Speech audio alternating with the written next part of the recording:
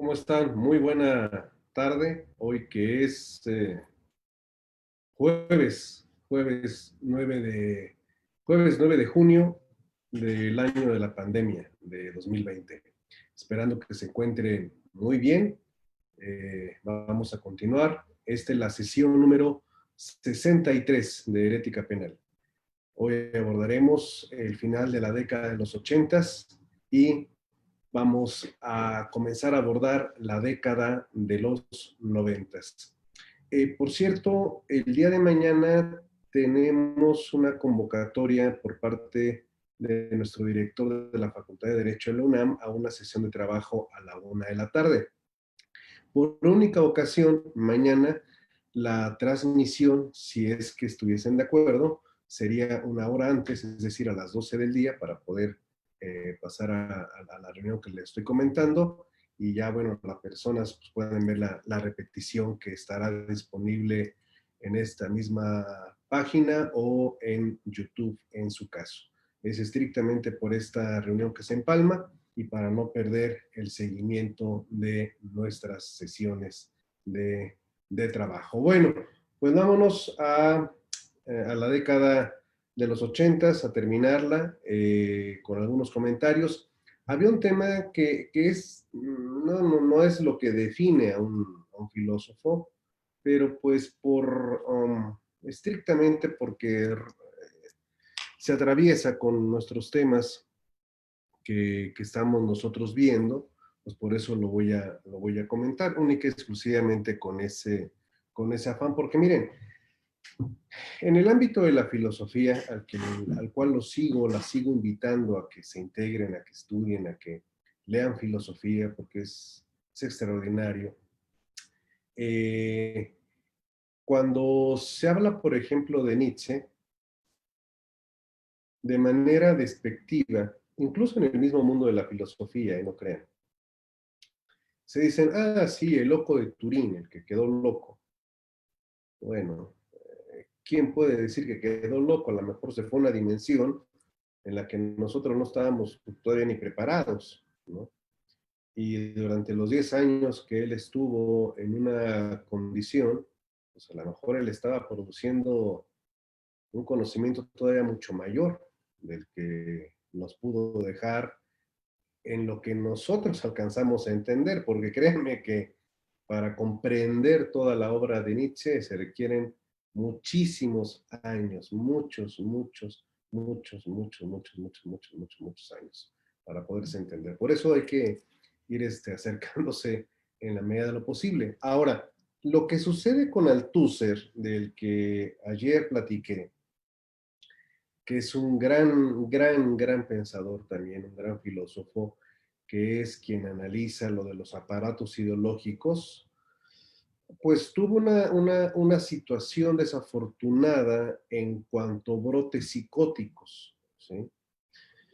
Eh, y desafortunadamente en un brote psicótico terminó matando a su mujer. Fue un hecho muy lamentable por su mujer, por él, por la comunidad a la que perteneció, y les voy a compartir sobre este particular. Les quiero compartir algo, pero no lo encuentro ahora, que es lo peor. Espérenme tantito, déjenme buscar dónde quedó, porque ya lo encontré. Pero ahora, ¿por qué no lo encuentro acá? A ver, déjenme volver porque luego aquí me hace maldades la pantalla. Y bueno, ahí tienen ustedes la noticia como se dio el día pues desafortunado en que ocurrió este evento fatal, ¿no? Y pues vamos a leerla porque me interesa el contexto. 17 de noviembre de 1980. El filósofo marxista francés Louis Althusser se autoacusó el domingo último de haber estrangulado a su esposa. La autopsia realizada ayer confirmó el hecho.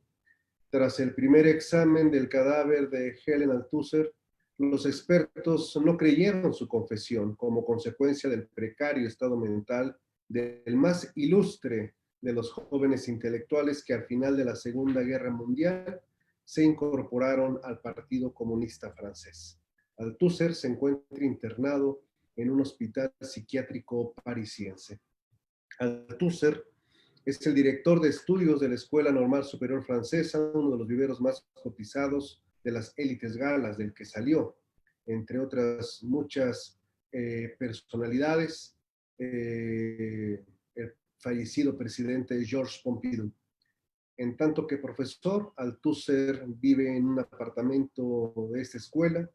Desde aquí, en la madrugada del domingo pasado, el escritor telefonó al médico del centro, doctor Etienne, para anunciarle: mi mujer ha muerto, hay que hacer algo. El doctor acudió inmediatamente y, a la vista del estado de postración y de incoherencia del filósofo, decidió su internamiento inmediato en el servicio psiquiátrico del hospital de Saint-Anne. Aparentemente su cuerpo no ofrecía síntomas de violencia alguna, pero la autopsia confirmó que la muerte de la señora Althusser es debida indiscutiblemente a una estrangulación. Desde el primer momento el filósofo le había dicho a su médico que él la había matado. Althusser, de 62 años de edad, su mujer tenía 70 años, desde hace algún tiempo era víctima de problemas de orden psíquico. Ayer en París, los medios de información, como las personas cercanas al escritor o a la escuela, se manifestaron prudentes o púdicas. Los alumnos y dirigentes del centro consideran a Althusser como su más célebre profesor y como un hombre de gran valor moral e intelectual. Le resulta difícil admitir la tesis de un asesinato.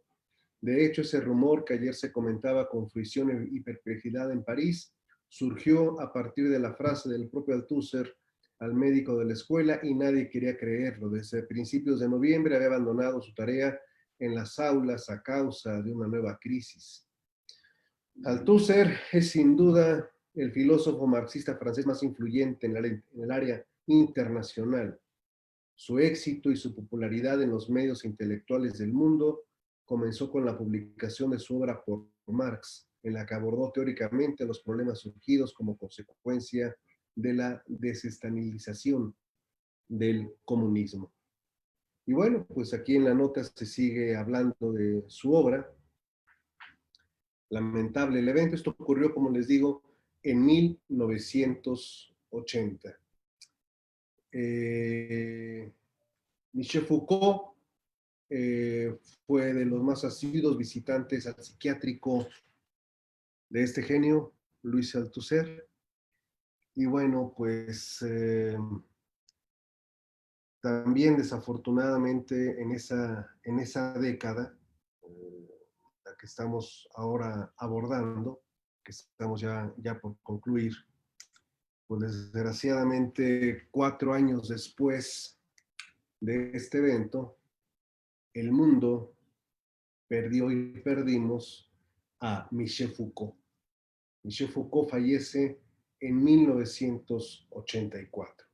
Sí, fue una década pues, de pérdidas en el ámbito de la filosofía, muy lamentable, muy dolorosa. Pues nos han dejado sus legados, sí, y casi siempre decimos, podrían habernos dejado mucho más, pero bueno, así es estas cuestiones. Ahora vámonos a 1900, bueno, a finales de los 80s, estamos en el 80 y tantos, y vamos a las postrimerías de lo que es en México. Vamos a estar en México, luego nos iremos a Estados Unidos, pasaremos por Europa y regresaremos nuevamente a México. 1986-1988, bueno, obviamente que la tragedia del sismo, ¿no?, en la Ciudad de México del 85, terrible, más de 30,000 muertos, eso es lo más trágico, la pérdida de vidas humanas y los efectos sociales, psicológicos, económicos que dejó en el país, ¿no? Una tragedia de esta naturaleza. Eh, el Estadio Azteca que fue utilizado, bueno, no, el parque de béisbol, que creo que ya no está, un parque de béisbol que había en la Ciudad de México, que se utilizó como anfiteatro, se tuvo que habilitar como anfiteatro, un sismo terrible, terrible para quienes en aquel tiempo vivíamos allá en la Ciudad de México, pues sí fue eh, muy, muy fuerte, terrible, ¿no? Recuerdo, se los comparto, digo, estamos aquí platicando aquí en corto, que se fue la luz después del movimiento sísmico que nos desbalanceó a todos y conseguí unas pilas para una grabadora vieja que teníamos y pues a recorrer, a ver, escuchar alguna noticia. Y entonces la señal encontró a Jacobo Zabludowski, que estaba transmitiendo en vivo desde un teléfono en su automóvil. Era algo así, wow, ¿no? La telefonía celular apenas estaba despuntando. Y bueno, narraba todo lo que estaba encontrando a su paso y eso sí, sí fue algo terrible, ¿no? Muy, muy, muy fuerte todo eso. Y luego el viernes, porque eso fue el jueves, 19 de septiembre. Y luego el viernes, eh, recuerdo, ustedes me platicarán si gustan ahí en los pods, cómo les fue a ustedes, aunque sé que la mayoría son muy jóvenes, a lo mejor sus padres, alguien que le haya platicado. Estaba yo con mi palomilla, estábamos leyendo el periódico, le estaba pasando el Universal, ¿no? Viendo las fotografías y todo. Y aunque pues éramos muy adolescentes, no dejábamos de estar impactados ante la tragedia, viendo las imágenes, todo, y preguntándonos cómo podíamos ayudar, y estábamos ahí deliberando en ir pues, a cargar cosas, no sé, cuando de repente viene el otro agarrón, el temblor del viernes, de la noche, fue como a las 7 de la noche, más o menos, todavía lo recuerdo, hombre. Pero bueno, esas cosas marcaron a una sociedad, nos marcaron terriblemente a las familias, desde luego, que perdieron a tantos seres queridos, la tardía reacción de las autoridades y en el caso de la capital y del país, fíjense lo interesante, porque esto va a cobrar facturas. La tardía respuesta del gobierno a esta emergencia provoca que sectores políticos excluidos del mapa de decisiones y del mapa electoral tomen la tragedia como su eje de trabajo, tratar de resarcir a las personas que quedaron con vida y damnificados, los damnificados del 85, se convierten en sus representantes. Y esto lo hacen agrupaciones ciudadanas, agrupaciones políticas que toman la bandera y con esto van a emerger en la Ciudad de México fundamentalmente. Porque en los estados de la República, bueno, los estados de la República tuvieron la fortuna y muchos tienen la fortuna de que no tiemble. Entonces, en los estados de la República nos decían a la Ciudad de México, bueno, al Distrito Federal, nos decían la dona, imagínense, porque nos habíamos quedado sin centro. Bueno, el humor del mexicano pues nunca tiene parangón, ¿verdad? Entonces, bueno, los de la dona, pues entonces, bueno, y los dirigentes de estas movilizaciones generan organizaciones para demandar de las autoridades, pues, respuestas. Y ahí ese punto de quiebre del 85 va a servir para que algunas figuras políticas del gobierno despunten y para que los movimientos de izquierda despunten también. Llega al 86 y el reclamo al Ejecutivo Federal por esa inacción, por la crisis económica, por todo lo que se juntó, se va a reflejar en la monumental rechifla que se llevó Miguel de la Madrid Hurtado cuando inauguró el Mundial de Fútbol. Trataré de conseguirles algún video, debe andar por ahí alguno en la red, pues que demuestra cómo estaba el ambiente en nuestro país para esos tiempos. Luego entonces, 87, 88, van a ser años muy agitados en el ámbito político, en el ámbito de movilizaciones sociales, que están reclamando mayor seguridad, ojo, mayor seguridad porque hay muchísimos robos, hay mucho robo derivado de la estanflación, derivado de lo que les he platicado, vivienda, trabajo, sueldos, economía, todo ello, y van a provocar unas elecciones en el 88 muy reñidas, muy reñidas las del 88, que terminaron bajo la sombra del fraude direccionado desde el poder. Los reclamos de fraude y eso va a empezar a marcar ya una nueva tendencia en el ámbito nacional en los temas de carácter político electoral, que las reglas no están claras, que hay fraude, etc. Entonces, llega al poder el siguiente presidente, que se trató de Carlos Salinas de Gortari. eh, para quienes no lo conozcan, aquí se los presento. Ahí lo tenemos, cuyo periodo va a ser del 88 al 94. Eh, Fíjense, durante su mandato hay 13 reformas penales sustantivas y 7 reformas penales adjetivas.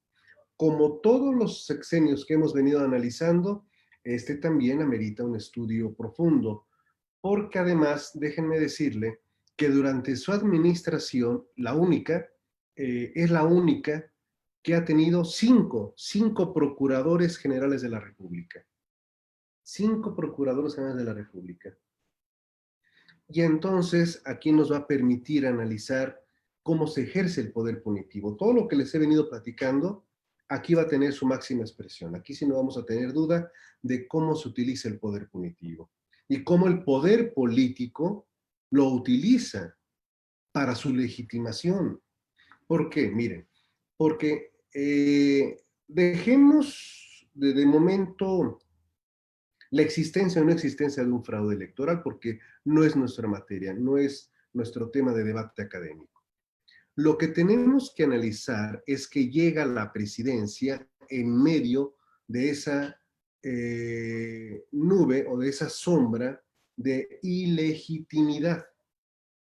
Bien, entonces cuando llega el presidente y ya rinde protesta de lo propio, hay una crisis económica tremenda, la deuda de México, la estanflación, el índice de desempleo, y la gente está polarizada.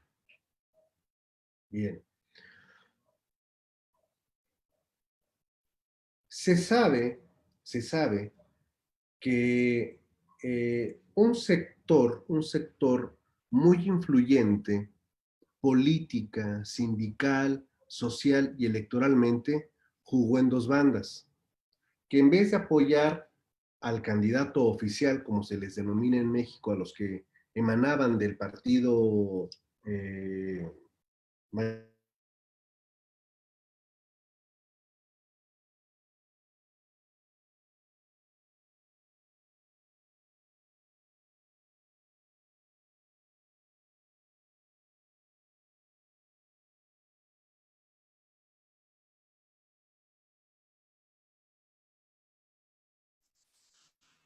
bueno, ahí estoy todavía, sí, ya aparecí. Bueno, ¿qué les estaba diciendo?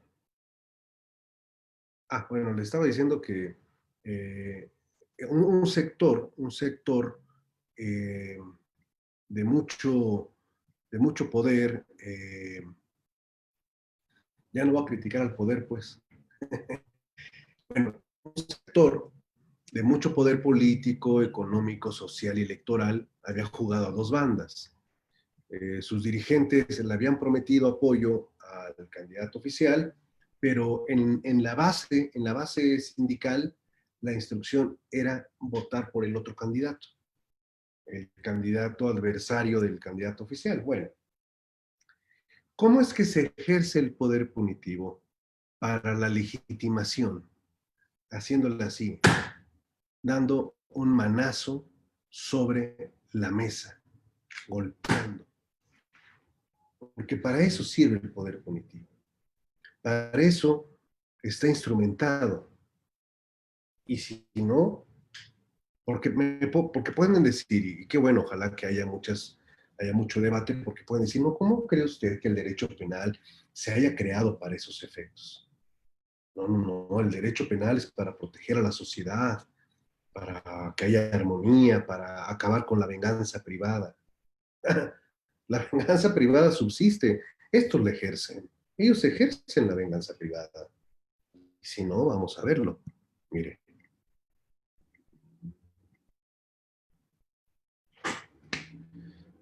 mucha gente dirá, ¿y eso qué es? ¿Qué banda es esa? Bueno, pues es una bandota, desde luego que es una bandota. Ahí tienen ustedes al dirigente del sindicato petrolero mexicano, con todos sus colaboradores y jefes de sección. ¿Qué es lo que tienen abajo? Pues lo que les sembraron. Armas, armas de alto calibre. No solamente eso, miren, un día antes, sí, un día antes o 2 días antes, más o menos, de la detención de esta persona que ocurrió en enero de 1989, en un operativo contra el narcotráfico, un agente del Ministerio Público Federal había fallecido en un enfrentamiento. Pues le fueron a aventar el cuerpo inclusive afuera de la casa de este personaje. Este personaje, su delito era haber inducido el voto hacia otro candidato. Y personal del ejército mexicano, así como usted lo está escuchando, personal del ejército mexicano llegó, tumbó la puerta, metió cajas con armas, nuevas por cierto, ándele, fras, para crear la verdad material. La verdad material era que este señor y los demás tenían acopio de armas y que al resistirse al arresto se habían enfrentado con la autoridad legítima y habían matado a un Ministerio Público Federal. Y órale, todos detenidos. Este evento se va a conocer en la historia política de México como el quinazo, el quinazo. Joaquín Hernández Galicia, la quina, y de ahí a la cárcel. Y durante todo el sexenio va a estar privado de la libertad. ¿Sabían ustedes de esas prácticas que se realizan en nuestro país? Enemigo, adversario, al bote. Vámonos. Y esa se ha aplicado siempre, porque la política se maneja por el encierro, destierro o entierro. Encierro, destierro o entierro. Y ahí está la prueba. Se construyó esa verdad. Díganme, ¿quién estaba en condiciones de decir que esto no era cierto? El que se opusiera le iba a tocar un quinacito, desde luego. Y así se construyó la verdad. Y hubo un Ministerio Público Federal que la construyó. Hubo un juez federal que la compró y que dijo, sí, señor presidente, lo que usted ordene. Ahí están las pruebas, ahí están las evidencias, listo, sí, con eso condeno, vámonos. Porque no se permitía cuestionar cómo se construyó la verdad. Y vámonos.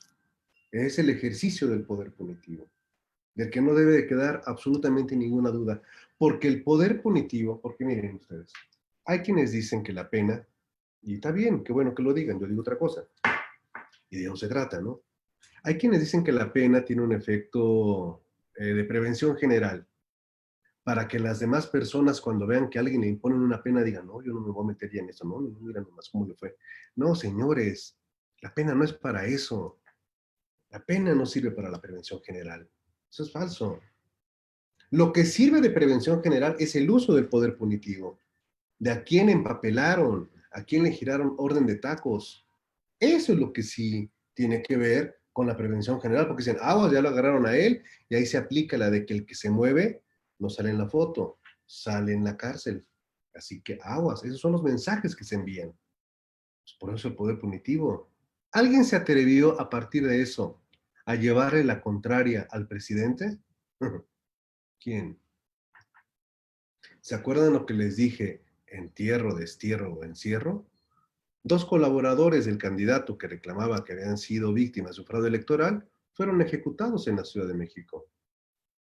Mm, Y les voy a contar de más ejecuciones durante estos tiempos. Muchas más. Pues porque así es. El poder se ejerce y el poder punitivo está para eso, para acompañar, para legitimar. Que sí, que van a decir, bueno, ¿qué tiene que ver esa construcción del poder punitivo con una pobre persona que la detienen porque anda robando? Bueno, esa es la parte de legitimidad del poder punitivo. Oiga, pero ¿qué me dice de la víctima que fue rescatada de un secuestro y sus secuestradores están en prisión? Es la legitimación del poder punitivo. Claro, el poder punitivo también tiene que legitimarse. No puede nada más andar dando quinazos por tras quinazos, no. Es una construcción. Ahora, hablando de construcciones, la primera reforma que lleva a cabo Carlos Salinas de Gortari en el ámbito penal es de 3 de enero del 89, junto con pegado del quinazo. ¿Quieren saber cuándo fue el quinazo? Para que veamos que no hay, ¿cómo se dice? Casualidades. Aquí les voy a dar la fecha. El quinazo. Fíjense que hasta, este, ahí dónde está la fecha del quinazo. 10 de enero del 89. ¿Y de cuándo es la reforma? 3 de enero del 89. Eh, hay quienes, espérense, porque, miren, uy, qué bonito lo bonito. En el ámbito penal, estimadas y estimados, hay que leer las señales. Y hay que meternos en muchas cosas. No, no me estoy refiriendo a ser todólogos, no, no, no. Eh, para dedicarse a lo penal hay que dedicar una vida entera, cuando menos, porque no nos alcanzan más, porque no tenemos manos, somos como los gatos, pero hay que dedicar toda una vida al estudio de lo penal. Pero lo penal no solamente se circunscribe en la trampa normativa, como se los he dicho, sino hay que ver todo lo que está de fuera, hay que tener una visión más amplia. Y si no se entienden las señales, bro, se acabó. Miren, ¿cuándo toma el poder el presidente en aquellos años? Un 1 de diciembre, ¿no? El día del presidente. Ah, ya tomó posesión, muy bien, todo bravo. Y el primer evento de arrodillamiento de murió el rey, viva el rey, se da con el, o se daba, porque no sé si se vaya a volver a implantar con lo del COVID, el besamanos. ¿Qué era el besamanos? Todos iban a formarse y a saludar, a rendirle protesta de fidelidad y de lealtad al nuevo presidente, al nuevo rey. Solo faltaba que pusieran una rodilla en el piso, ¿no? Y a recibir así la bendición del nuevo ejecutivo. Pero eso son ceremonias, son rituales, eran rituales realmente. Bueno, ya está como presidente, se sienta y empieza a fraguar esto. 3 de enero de 1989, por eso siempre hay que estar leyendo el diario oficial de la Federación, ¿eh? Siempre, háganse ese hábito, porque ahí se anuncian las reglas del juego. Ahí.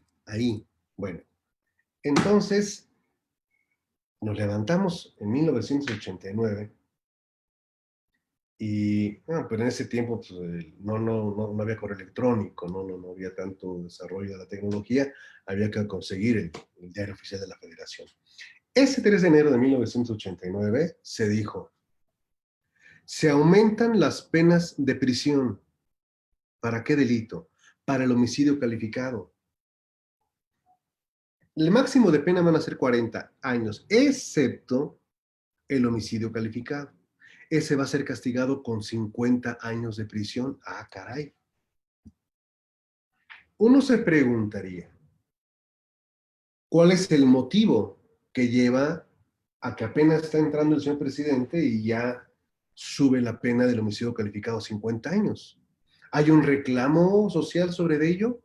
No, lo que les estaba diciendo que hay un reclamo sobre su legitimidad, que hay un reclamo sobre inseguridad enfocada al delito de robo en las convigotes, en el microbús. ¿Ya había microbús en aquel tiempo? Sí, ya había microbús. Sí, como no, ya estaban los microbuses, ya no existían, ¿no? ¿Cómo no? Si todavía existían, no es cierto, ya no existía el delfín, la ballena, ya no existía, existía la ruta 100, ¿sí? Sí, la ruta 100, si mal no recuerdo. Bueno, pues ahí donde asaltaban, o en la colonia, en el barrio, en el metro, pues esos eran los reclamos. No. Lo primero que hago es aumentar a 50 años el homicidio calificado. Después, aumento penas. Bueno, en esta reforma, de 3 de enero del 89, se aumentan las penas hasta 10 años a la asociación delictuosa, a la pandilla.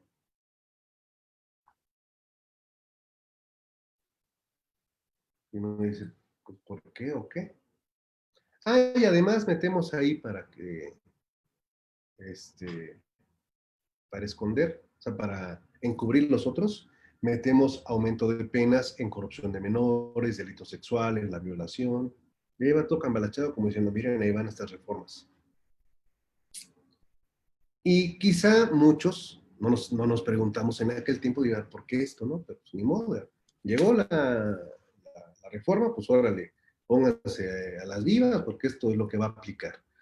A nosotros en aquel tiempo, que estábamos en el Poder Judicial Federal, en el juzgado noveno, el mero bueno, el juzgado noveno de distrito en materia penal, en el reclusorio sur famoso, como decía la canción, porque ahí se había fugado Reus Galeana.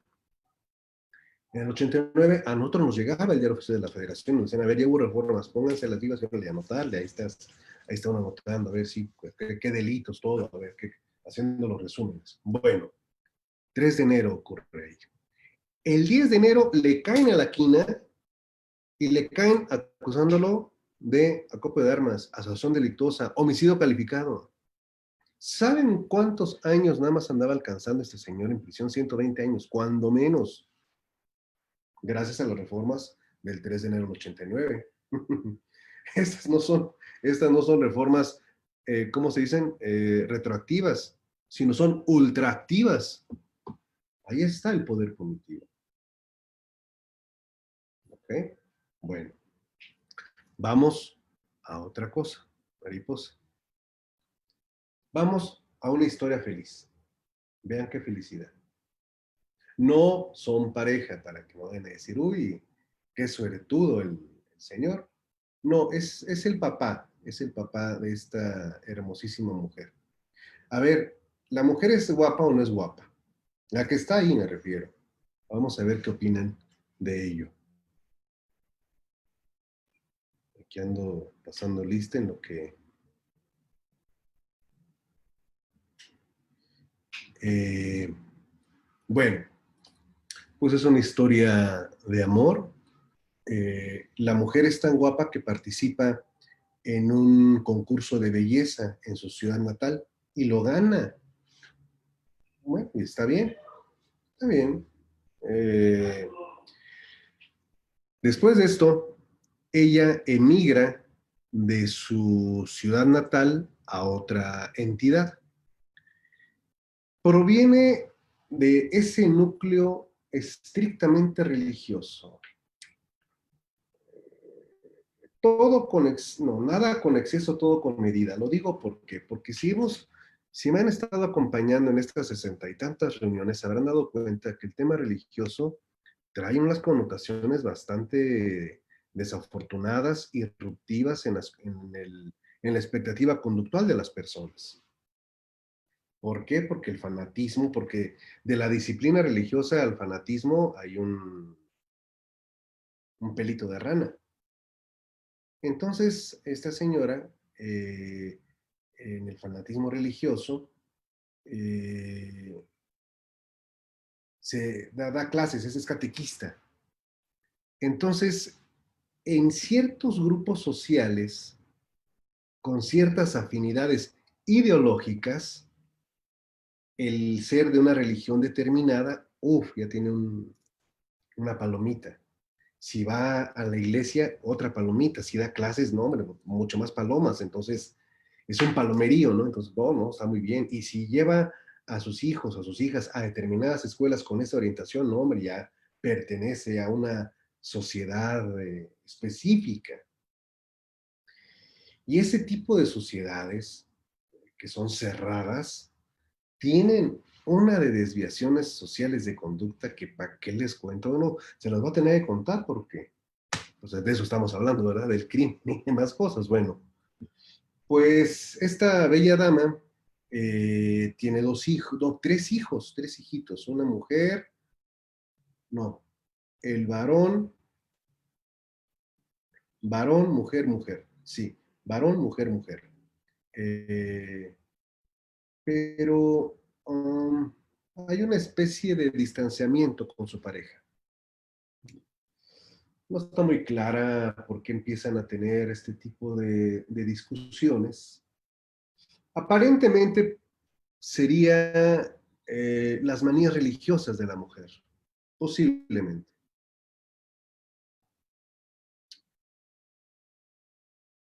La religiosidad extrema tensiona la casa conyugal.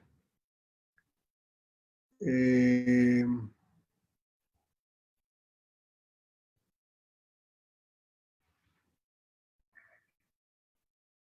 ¿Había fanatismo religioso o realmente se enamoró del padre Pedro?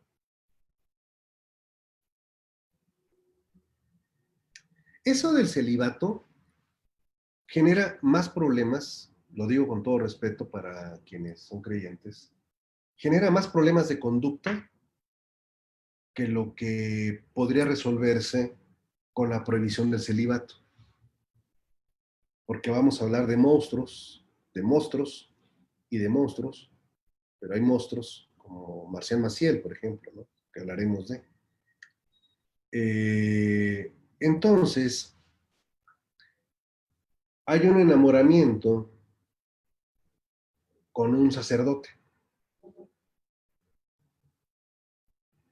No puedo ni tengo evidencia para decir si la relación extramarital se consumó o no, lo desconozco. Pero el apasionamiento de la mujer para con el padre se mantiene al grado que el esposo lo arguye como elemento para el divorcio y la salida del domicilio conyugal.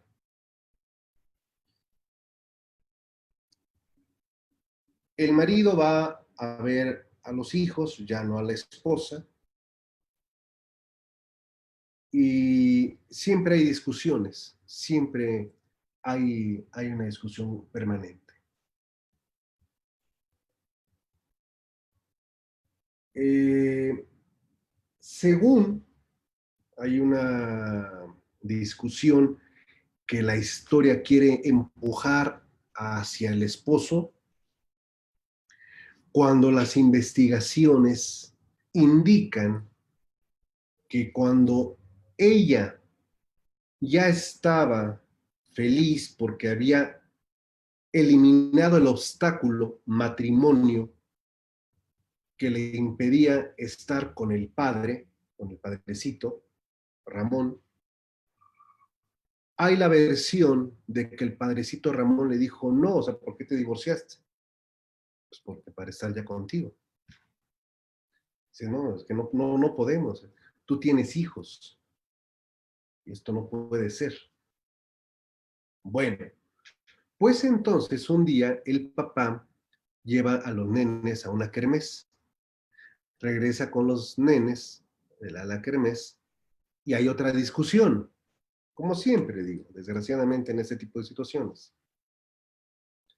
A veces la racionalidad escapa cuando hay una fricción. Es un tema, a ver si nos da tiempo de poderlo platicar, esto que es una pandemia, los conflictos de pareja. Bueno, eh, entonces los deja, discuten nuevamente, él se va, y esta dama le llama a una amiga en la tarde-noche y le dice, oye, fíjate que me siento mal. ¿Qué tienes? No, fíjate, es que escucho voces. ¿Escuchas voces? Sí, sí, escucho voces. Eh, Mazatlán se cayó y Querétaro es un espíritu. Entonces, pues la amiga así como que se queda aquí, ole, ¿no? Pues, ¿de cuál? ¿O qué? Le dice, a ver, tranquilízate y mañana te paso a ver. Cuelga y toma la decisión de eliminar lo que ella ve como un obstáculo. Agarra 3 cuchillos y asesina a sus hijos. Empieza por el varón, después por la más grande, la niña, y luego la pequeñita. Un festín de sangre, traumático, terrible, inenarrable, inenarrable. Y después va y se siente en su recámara, llena de elementos religiosos, por cierto, e intenta, ojo con esto que les digo, intenta suicidarse, torpemente, torpemente, torpemente, porque esto en criminalística es que hay que distinguir, es un tema que quisiera tener oportunidad de poderlo explicar más, porque las tendencias suicidas pertenecen a un perfil determinado con antecedentes verificables. Para eso existe un área de ejercicio del que lo cual les voy a compartir material, si me permiten, que se llama autopsia, aunque sea esto desde luego muy criticable y opinable el término autopsia, pero bueno, así está en los cánones de las ciencias forenses, autopsia psicológica. Es una herramienta extraordinaria que le permite a usted analizar el perfil de la vida previa de la persona para encontrar los rasgos del suicida. Hay rasgos, sí, por supuesto, hay muchísimos rasgos. Y hay llamadas de atención al círculo, cuando la persona no es asceta, cuando no es un ermitaño. Y eso permite corroborar efectivamente si hay una tendencia al suicidio, la persona tiene ese perfil de personalidad y por lo tanto este desenlace funesto coincide con lo que no ocurría en el caso de cuando una persona que no tiene la convicción, y perdón que lo diga así de esa manera, sé que son temas muy difíciles, son temas duros, pero bueno, estamos en un ejercicio académico, cuando la persona no tiene la determinación, la decisión de privarse de la vida, cuando la tiene, no duda en llevarlo a cabo, no lo duda. Cuando no la tiene, duda en varias maneras. Duda, me aviento, no me aviento, ¿qué hago? En Tijuana me tocó la circunstancia de advertir en el puente del IMSS, que así se le llama, que es un puente que va de la zona Río al parque donde se va a correr en las mañanas. Entonces iba, ahí su servidor iba yo trotando, y pues uno anda siempre allá a las vivas, ¿no? Viendo a ver, bueno, anda uno de metiche, pues la verdad. Entonces vi ahí a un señor, pues como que mal colocado, mal puesto, que hacía como que se ponía su patita arriba de una piedra, y dije, este men no viene a correr, porque estaba vestido de manera formal, y era un hombre de la tercera edad, y volteaba para un lado, volteaba para el otro, dije, no está esperando una novia, por horarios, ¿no? Por perfilación. Entonces, le corrí más despacito cuando estaba pasando de él y como que quería amarrarse la ojeta y sus zapatos no eran de ojetas. Entonces, seguí volteando en lo que podía. El señor se quería aventar, se quería suicidar, pero no se aventaba. O sea, no tenía la decisión de hacerlo. Entonces, al bajar, encontré una unidad policial, les comenté lo que estaba ocurriendo y de inmediato fueron y le dieron el jalón. Vámonos. Ya lo bajaron, llegó una ambulancia, lo treparon y todo. Aunque me quedé con esta duda. Hoy se las comparto para no quedármela para siempre. La acción de los policías, ¿le salvaron la vida o le prolongaron la agonía? Bueno, ahí se las dejo. Déjenme regresar a lo que le estaba platicando del suicidio. El tema es que cuando entonces la persona tiene resistencia a privarse de la vida, los actos de suicidio, de laceración, son equívocos. No se corta a profundidad la muñeca, etc. Eso es lo que tenía ella. Eso es lo que ella tenía. Estaba embadurnada de sangre de sus hijos. Por eso, cuando llegaron los médicos y los policías, pensaron que ella estaba muerta, pero no, ella estaba vivita y coleando. Entonces, de la escena dantesca y de sacarla a ella, la información para una ciudad como es Querétaro, que es hermosa por su gente, por sus tradiciones y por muchas cosas, pero que tiene también características de religiosidad a tope. Cada quien decide, yo solamente estoy haciendo definiciones y caracterizaciones. Nada más, no estoy haciendo estereotipos ni prejuicios. Estoy haciendo una devoción religiosa enorme. Entonces, no se podía presentar la historia de una mujer que, enamorada de un sacerdote, había matado a los hijos porque eran el estorbo para ello. Imagínense el escándalo que esto implicaría para la Grey, las consecuencias, todo ello. Entonces se decidió manejar la teoría de que tenía esquizofrenia, de que en las noches de luna se le iba el avión. Sí, sí, sí, sí, así literal. Tenía un perfil X, ¿no? Se fue a prisión, de ahí la prisión la tuvieron en un área de resguardo, del área psiquiátrica de Tepepan, lo recuerdo perfectamente. No la conocí, pero conocí a muchas internas cuando hicimos un recorrido en el posgrado eh, por instancias de la gran penitenciarista mexicana, la doctora Mendoza Bremons, Emma Mendoza Bremons. Y las historias que nos contaban respecto de, pues no coincidían mucho con el perfil que se había vendido de una esquizofrenia. La prensa la denominó la hiena de Querétaro, Claudia Mijangos. Ya está en libertad, ya comprobó su condena, eh, pero ha sido uno de los casos más terribles por lo que se realizó, ¿no? El filicidio, el matar a los hijos. Insisto que hay la versión del síndrome de Medea, que habría matado porque se había enojado con el padre, pero si ya estaban divorciados, no había una causal, una motivación para. Me explico? Como en el caso de la fiera de la Jusco que vimos, en los motivos de luz, aquí es diferente. Entonces, siempre hay que ver esas motivaciones realmente, porque el móvil de un hecho nos dice mucho de cómo construir el caso. Eso es lo importante, lo importante, lo importante. Y se los adelanto.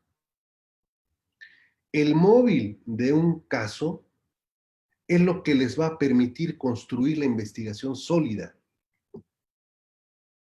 En muchas investigaciones de casos fabricados, el móvil se deja de lado, bajo la hipótesis de que la verdad material está construida y no se trata de investigar cómo está construida.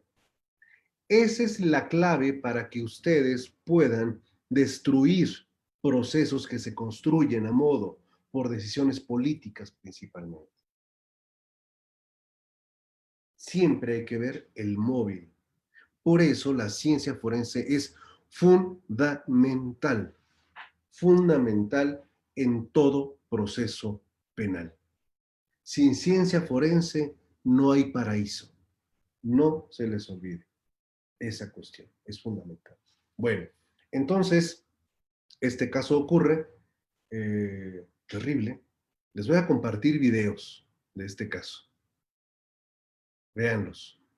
Bueno, hay hasta videos paranormales de la casa donde ocurrió el evento.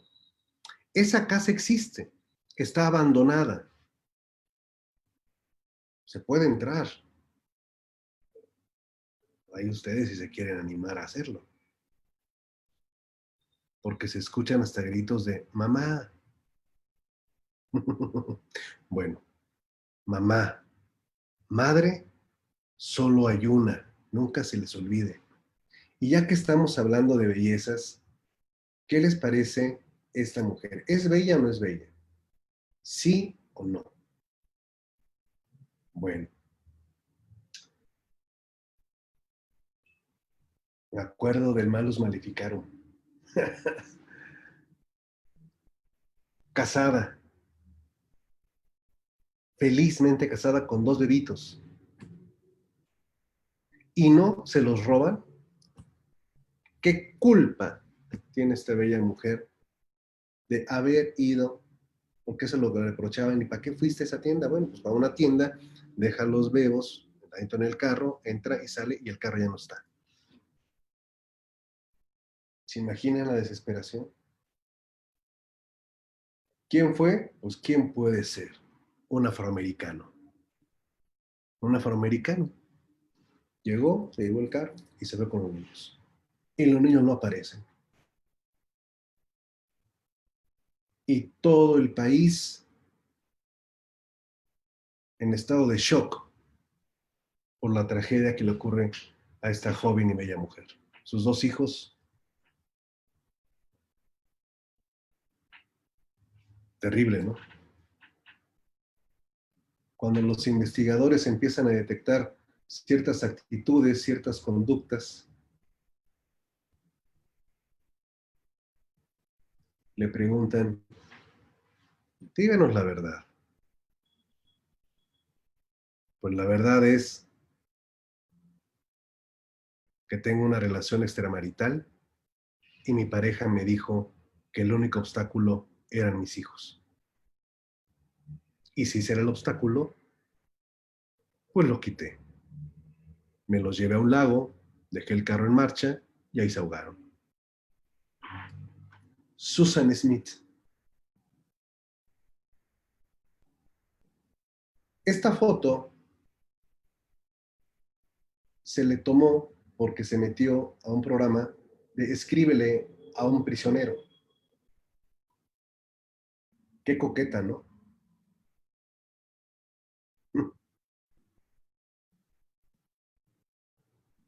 ¿Y usted ya vio a su pareja? No estaría por demás que revisara qué foto se toma. Me dio mucho gusto verlos. Les mando un abrazo muy fuerte. Y como les decía, mañana por la cuestión académica que tenemos en la Facultad de Derecho de la UNAM, solamente por esta ocasión, mañana la transmisión será a las 12 del día y no a la 1 de la tarde. Un fuerte abrazo y cuídense. Nos vemos.